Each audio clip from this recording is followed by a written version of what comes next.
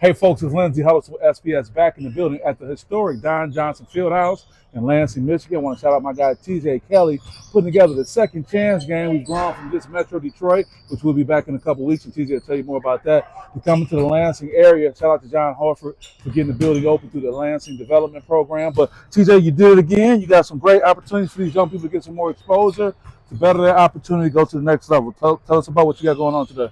Hey, I mean, just your opportunities, the more you can expand for kids, and I don't necessarily living out your dreams because dreams, this is reality, So, we're looking for guys that are prepared, that want to go play on the next level. Obviously, you got to stay in shape. So, any unsigned seniors, if you're looking to play on that next level, you get called in the gym, college coach calls you in, you got to be ready to go. So, it's all about being prepared.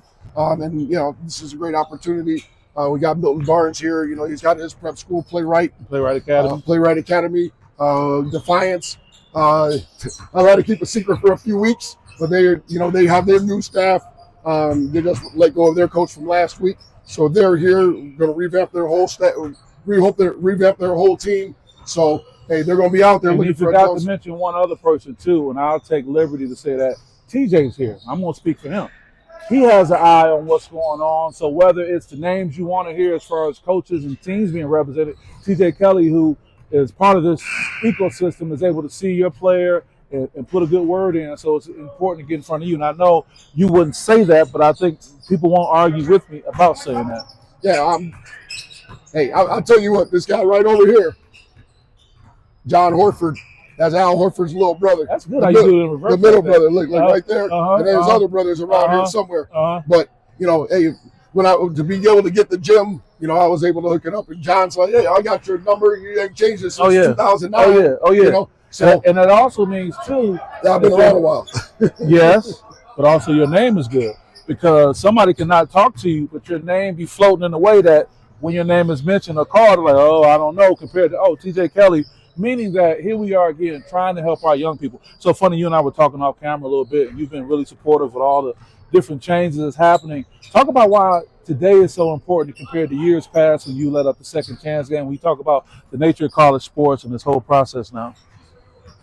Well, in saying that, the landscape has changed, you got to give yourself opportunities.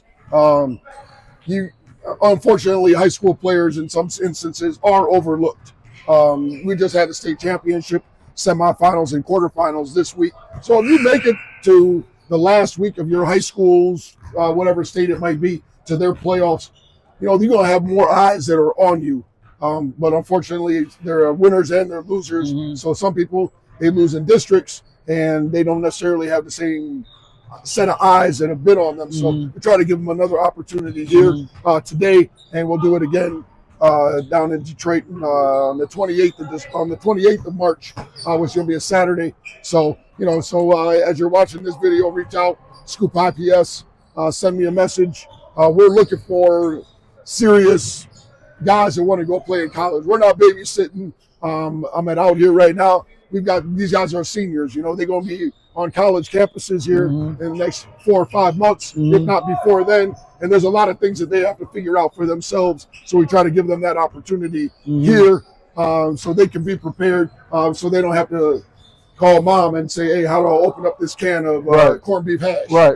Yeah, take it here. Well, staying with that, TJ, this is not to patronize TJ, but he's saying, I really want to blame our generation a little bit for, I know, right? I brought you back in. Because we kind of had this expectation that college recruitment was going to be a certain way and not really totally embracing that it's new and different because we think we can just do the work, sit back, and the term was they'll find you compared to how you have to be proactive now. And I think the more people kind of accept this way and see these opportunities, I mean, are you impressed with the turnout? Yeah, you know what? We've got 20 guys. Mainly in the Lansing area, but then we also had guys from Auburn Hills, Avondale. I mean, they just got done playing on Friday, but they're out here right now. Their legs are fresh, and as I'm looking over, you got some teams, some guys that haven't been playing for a couple of weeks, and they might be a little bit more tired than the guys, who have been in the gym. I'm happy with this, and next year is going to be even bigger. I know it is. Let me ask you to put your scout hat on, but also put your coach's lens on too, as far as seeing through the coaching eyes. What does it say about a kid that's on the floor right now? If you are a coach or a scout or someone who can connect a young person, what does it say about a kid when you walk into a gym like this and you see this kid on the floor in the gym? I also say you never know who's in the gym. You never know who's what, who knows who. I'm fortunate. There are not a lot of coaches in the Midwest that don't know who I am. I'm shaking a lot of hands over the years, seeing some guys when they were in high school or they were in college. And all of this is just a small world too. I call the basketball world a small fraternity. Unlike football, where you got 100 guys, 80 guys on a team, and then you multiply that by how many guys are in your division or in your league. In basketball, hey, you got 15 guys, really 12. You know what I'm saying? So so you have 150 guys that are in a league of 10. As opposed to, that's easy to know that 150 people over the course of a few years, as opposed to football where I'm not remembering 1,000 people's names. I might remember, up to a couple hundred, but it's still going to take me a couple of years before I stop having to ask you, hey, what's your name again? Right. Well, I want to add to that. Somebody told me this years ago. It's not about who you know, it's who knows you and what they think about you. So again, it's one thing for you to know people that know you, but I just continue want to emphasize the high quality regard you're held in this basketball circle. And I think that's important because people were tripping that it was free. You want to address that? Yeah. And that's the thing is, I'm giving a shout out to Horatio Williams. We get to work with Horatio. I get to work with other guys and stuff like that. And over the years, I've had camps and stuff like that where we used to charge. But in the climate that we're in now, everybody can't afford it. And I'm not trying to pinch anybody. I'm anti-country club basketball, anti-country club sports.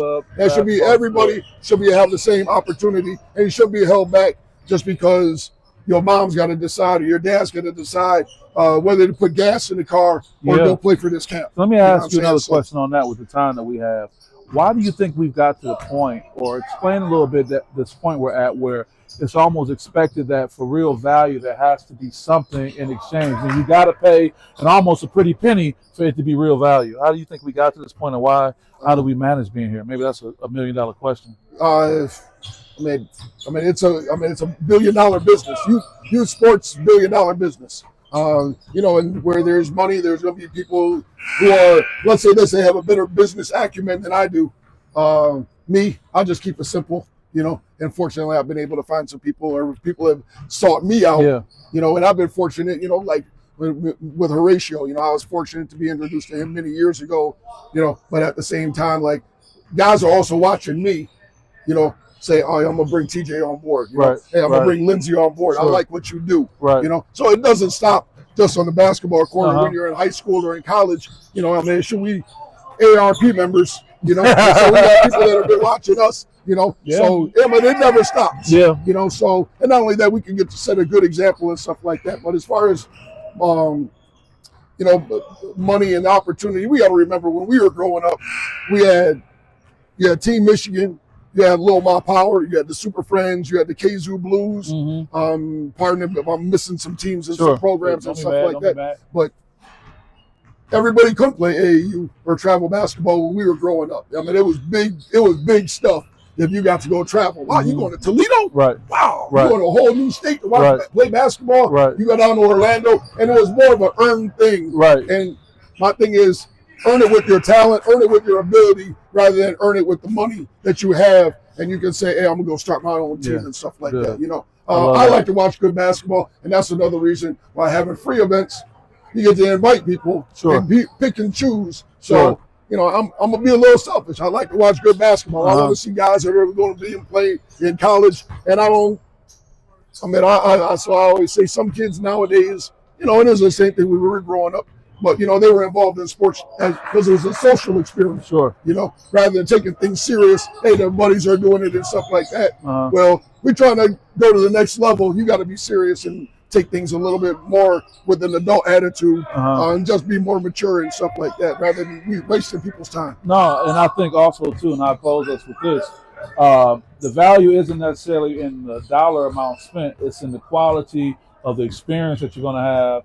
And just to emphasize again, a quality individual in TJ Kelley, the Horatio Williams Foundation, and hopefully the SPS brand, when you see us together, you know that it's something that's going to be beneficial. So with that, you want to get the last words for the kids? Yeah, man, this looks sharp on you, man. Yeah, it should be want to fit you out there, too. I haven't had yet to put mine on. Yeah, put yours on yet? Okay. I'm going to wait till next week. You going to unveil it? When it drops down to 35, 40 degrees and stuff. Okay, then we can wear that. I dress appropriately, so when I leave the gym and it's 50 degrees, I'll be able to drive home. Good. Maybe put the windows down. Hey, it feels good. That's a good thing. Well, with that, folks, we're representing for the Horatio Williams Foundation.